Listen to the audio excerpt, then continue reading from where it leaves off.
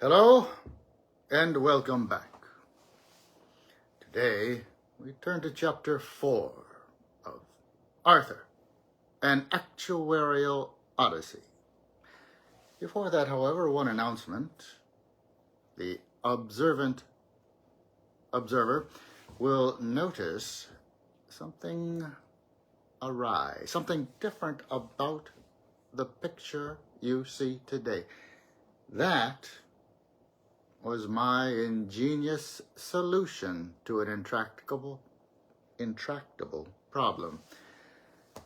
The mirroring effect had to be flipped this way, not that way. And once it was done, suddenly you could actually see the book that I've been referring to the past few weeks. In fact, the solution was far simpler than I imagined. Even the proverbial monkey should have been able to do it. I do like to think that the monkey would have only gotten it on the 4th or 5th try, and I managed it by the 3rd. Now, chapter 4. You'll recall that at the end of chapter 3, Butch's encounter with Arthur and his quest for the meaning and purpose of life, things took a dark turn. Arthur came to the realization that universal truth and wisdom lay beyond the human elimination of waste and beyond money. In fact, truth may lie in a very dark and dreary place, and that is death. And that is where Arthur fears to tread at this particular turn. And we find him there, the opening of chapter 4. Arthur paid his $50 entrance fee and headed in. A lecture had just begun in a theater off the main hall as he arrived. The speaker was reviewing optional methods for collecting past due payments from grieving relatives in a sensitive yet firm manner, including the delicate subject of digging up delinquent corpses. Arthur took his seat. The main hall was a mammoth space overflowing with dark-suited men trudging about with fistfuls of brochures and briefcases. Each was pinned to a light green name tag announcing oneself to the others. Most of the name tags identified the towns in which a mortician bought dead bodies. Arthur wasn't certain how to fill his out. He settled on Arthur, freelancer.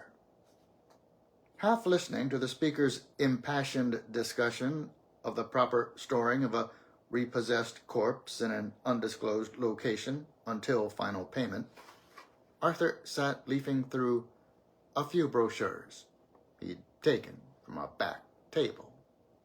The first had a plain cover with a simple message. Are you properly planning your own death? Another asked, Death, what are the options? An olive green brochure read simply, So, you want to cremate your family. Lastly, for the environmentalists, there was a small brochure announcing a bold vision. The socially responsible mortician, building a better world, one casket at a time. As best Arthur could make out, there was one common theme emerging: how to cash in on death. There seemed an eerie resemblance at some level between the human death industry and the human waste industry. Thumbing through the conference program, Arthur found 2 or 3 lecture topics of particular interest. He circled one later that afternoon on population control and the mortician's right to a free market. Colliding interests? before stepping into an adjoining conference room to grab some java and mingle. Arthur maneuvered his way to a corner of the room where he was exchanging business cards with Edward Edwardson III. Fumbling with his jacket pocket, a pack of Marlboros fell out onto the floor, whereupon 6 or 7 morticians leapt past one another to hand Arthur their card. A grateful Arthur turned back to Edward Edwardson. Edward, by all apparent appearances, was fairly typical of those attending the conference. His eyes revealed a caring, sensitive soul, able to provide comfort, to feel another's pain, to help a mourning loved one find peace and solace. Arthur asked how long he'd been buying dead bodies, and he could sense Edward's mood take a turn. Edward, it seemed, was about to open up to Arthur. Edward explained that the popular characterization of morticians as, quote, buyers of dead bodies was not precisely accurate.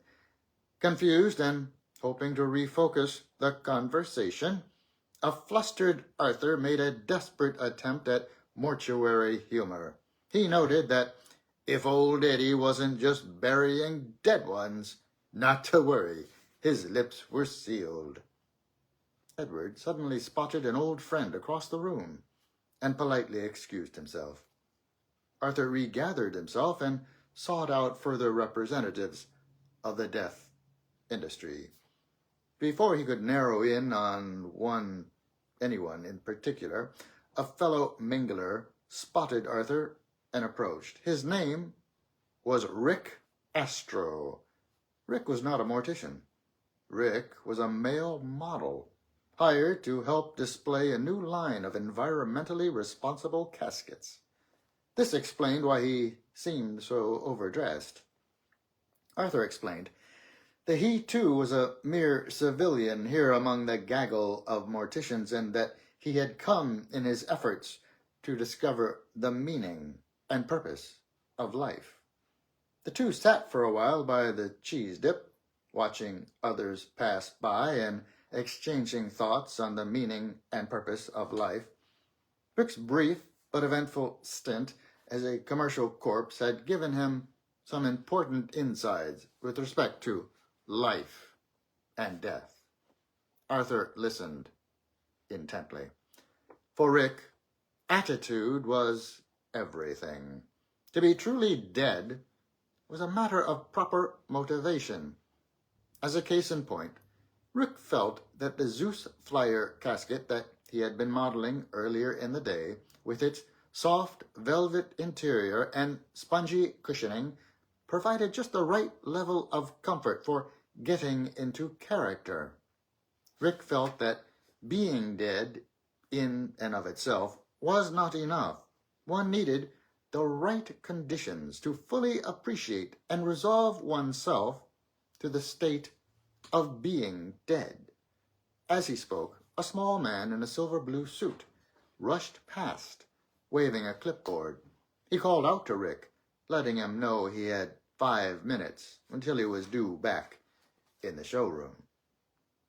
To Rick, the death industry served a vital service of demonstrating to people that being dead meant more than simply not having a pulse.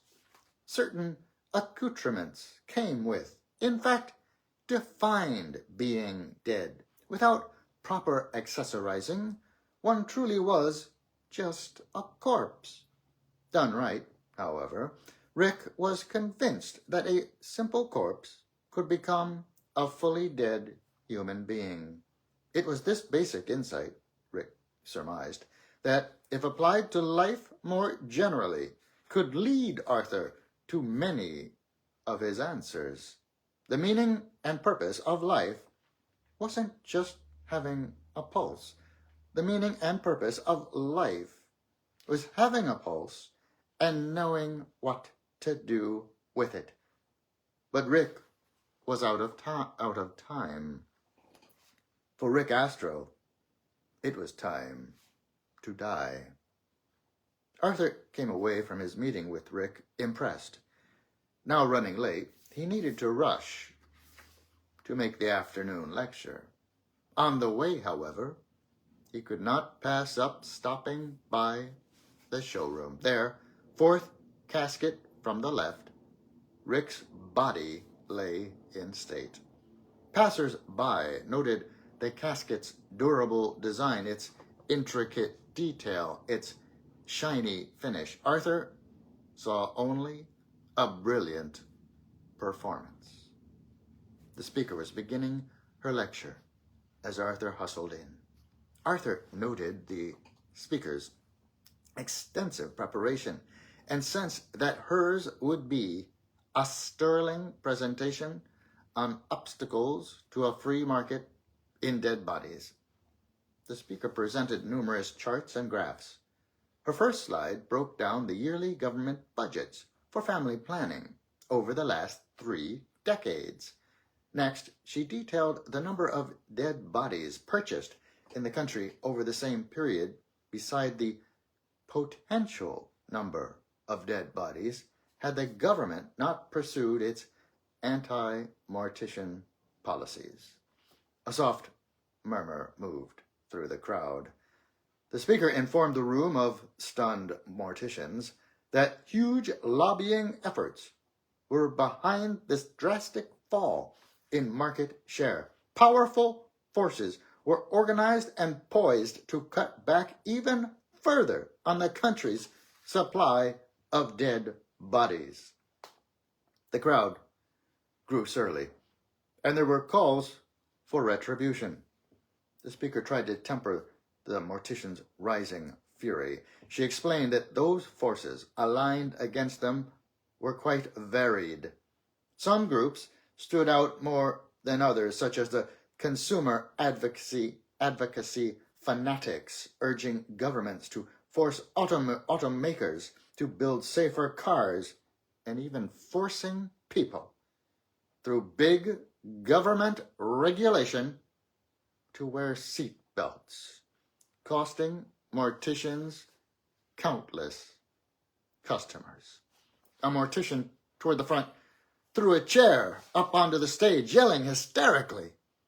The speaker was able to settle things down and moved to another chart. This tracked the number of persons whose dead bodies could not be purchased due to government policies improving auto safety. But it did not end there, the speaker added. If it wasn't consumer advocacy fanatics, it was the militant, largely lesbian organized, anti-family, anti-dead body free market, so-called pro-choice activists. This movement alone was responsible for one of the largest drops in the number of marketable dead bodies to date. The speaker was careful to point out 2 important aspects to consider. It was not simply this fringe group's efforts to legalize abortion, though this was certainly quite damaging to the market in dead bodies, since it simply snuffed out the development of a potential dead body before it even had a chance to fully form. However, there was a yet more insidious, less publicized aspect of this powerful lobby's campaign. This was its efforts to enhance prenatal care. Their largely successful efforts to harness resources and focus government policy on the survival of malnourished, underweight infants had eliminated a vital market which had traditionally helped counter down periods of the year. The crowd seethed. A row of morticians in the rear demanded names and addresses. The speaker was able to bring the riot-bent mob of morticians back down to an orderly rumble with her announcement that there were, in fact, several noteworthy positive trends. They could still count on a good number of advocacy groups who championed a mortician's right to an unfettered market in dead bodies. The tobacco lobby, rebounding from hard times, was beginning to get back on its feet. This remained a sensitive matter. A palpable, lingering hostility continued among segments of the mortician community over the tobacco industry's recent push into third world markets. Efforts to expand the tobacco market by addicting third world adolescents troubled many morticians who knew that they could not match the foreign competition. It was true that the industry had made considerable inroads addicting younger and younger smokers in their home market. However, providing morticians with a predictable market boom. However, many felt that if the tobacco was grown here, subsidized here, and manufactured here, then it was only right that the profit from the resulting dead bodies should remain here as well. Additionally, the strongest advocates of a free market in dead bodies, working through their exhaustive campaigns for the protection of yet-formed dead bodies, the self-styled pro-life movement, was still going strong. For example, the speaker assured the uneasy crowd that the pro-life movement had made a careful study of the earlier civil rights movement and was masterfully employing the tactics and strategies of that era. Pro-life leaders had learned to isolate specific targets and maximize their impact. Thus, just as earlier good citizens had forcibly stood in schoolhouse doorways to block certain undesirables from entering, today, right-to-lifers block entry to medical offices where the development of budding dead bodies is terminated. Just as earlier, a network of terror formed by simple common folk was required to thwart the efforts of the undesirables to vote and whatnot, the pro-life movement had embarked upon a sophisticated network of terror and intimidation, employing the tried and true tactics of the earlier era, including firebombings, physical assaults, and assassination. Increased opportunities for tobacco addiction, along with advances in the movement to force women to give birth to fully formed prospective dead bodies, were important victories that morticians everywhere could take heart in, the speaker announced with glee as she came to her rousing close. In conclusion, the speaker sought to reassure the crowd, reminding them that death, as Providence had so generously granted, was a constant. One must not despair at momentary market losses. What was important was to continuously help shape the dead body market of tomorrow by expanding lobbying efforts to combat those pushing to put limits on the market in dead bodies today. The crowd rose to its feet in thunderous applause. The speaker strode from the podium, reminding one and all of their duty to remain ever vigilant in their resolve as morticians to maintain a free and open market in dead bodies, steeped in the proud principles for which we'd fought a revolution and 2 world wars. Arthur felt deeply moved. In his emotional state, he decided to unwind a bit at the cocktail bar. With a heavy sigh, he leaned out over his gin and tonic, stirring it lifelessly. A dark-suited, quiet man ordered a whiskey sour, taking the stool beside him. The two exchanged glances. By his badge, Arthur knew his name was Todd. Arthur took a hard swallow, sat straight up, and turned to the quiet man. He asked if he was here for the conference. He was. He asked if he'd been a practicing mortician long. He had. He asked if he found the conference enjoyable. He did. He asked if his plans were to attend all 3 days. They were. The quiet man drank his whiskey sour. Arthur drank his gin. The quiet man turned to Arthur. "I know why you're here." "Excuse me, a nervous but intrigued, Arthur responded. I can see it in your eyes, the quiet man said, stirring his drink and staring indifferently past Arthur's right shoulder. Is that so? Arthur answered, fingering the end of his tie. Tell me then, what is it you see? I've been to enough of these conferences to know just who and what you are. Really? Arthur looked at the quiet man up and down, took another swallow, and leaned back coolly in his stool. On his stool.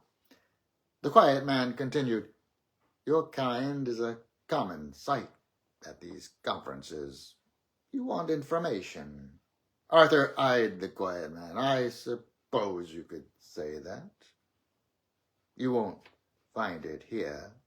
The quiet man continued to stare past Arthur. And what makes you so confident? You're looking for the meaning and purpose of life. Well, yeah, maybe you could say that. There's always one or two of you each year. You think because we're morticians, because we deal with ultimate ending every day, we have some kind of a clue about such things. So what are you telling me? Wrong crowd? You don't know? I'm not saying that. Of course we know. Arthur leaned in, lowering his voice. You know the meaning of life? No. Then what are you saying? Arthur asked. I know who knows. Arthur took out a pen and notepad to take down names, but the quiet man motioned him to put them away. We're going to end it there, temptingly, after the first half of chapter 4. We return to complete it with another week's passing. Until then, enjoy the early fall.